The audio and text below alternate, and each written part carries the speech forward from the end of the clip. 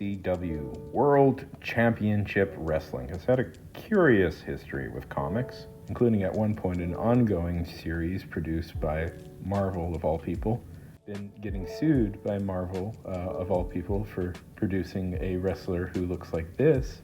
If you're curious, this is Arachno Man from Web City. Why would Marvel at all have an issue with this? I don't know. In the wrestling business, all relationships can be healed with the great green medicine of money. Again, Marvel produced another comic for WCW later on called Slam Force. I find it very interesting that all of WCW's comics were produced by Marvel. If you don't know, W is owned by a little company called Turner, who also happen to own their own comics company. You might have heard of it. It's called DC. I know the reason why this one was produced by Marvel. See, this was made to advertise a toy line that a Toy Biz, which was a subsidiary of Marvel, was producing. Here's a pretty sick Sting figure. What about the comic itself? Well, it opens up with a Hulk Got Milk ad. Because this is a wrestling ad, they couldn't resist putting in a Hulk, I guess. And as of now, the most popular person with the name Hulk.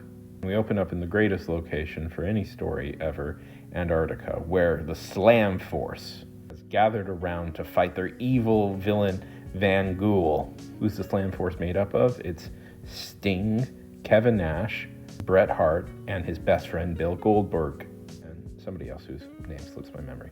A bunch of scientists have found, buried deep in Antarctica, the missing link, or the Yeti. And it's their job to stop the evil Van Ghoul, a person we do not meet, from cloning it. See, this is why this is a tragedy that we didn't get any more of these. Because, one, I'm very curious how this idea got started. We have monsters destroying the world. What do we need? Professional wrestlers. And I somewhat suspect that Van Ghoul would have been another wrestler. I wonder if this would have been carried over into the show itself.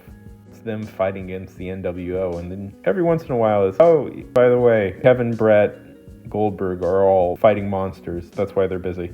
I do have to say, Kevin Nash is a real prat in this comic. He's been designated the funny guy, which makes sense because that's what he was in real life, but I think this is really funny because I just read the 90s WCW comic. For as absurd as that one gets, they take it relatively seriously, and this one you can tell that they're doing a bunch of whips. It's very quippy. I guess that one was supposed to be a serious story about the sport of professional wrestling, and this is a superhero story. Anyways, Goldberg has thunder gauntlets, which that's a pretty cool idea.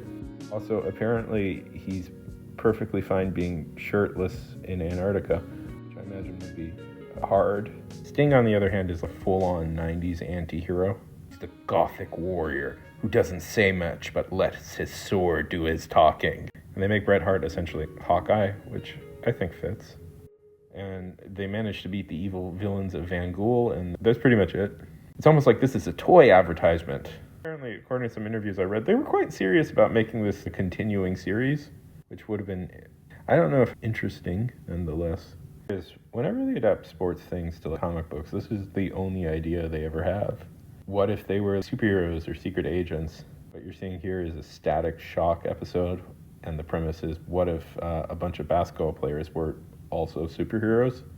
It's weird that this is the first instinct so often. Yes, when you really think about it, there is a history of pro wrestlers fighting monsters.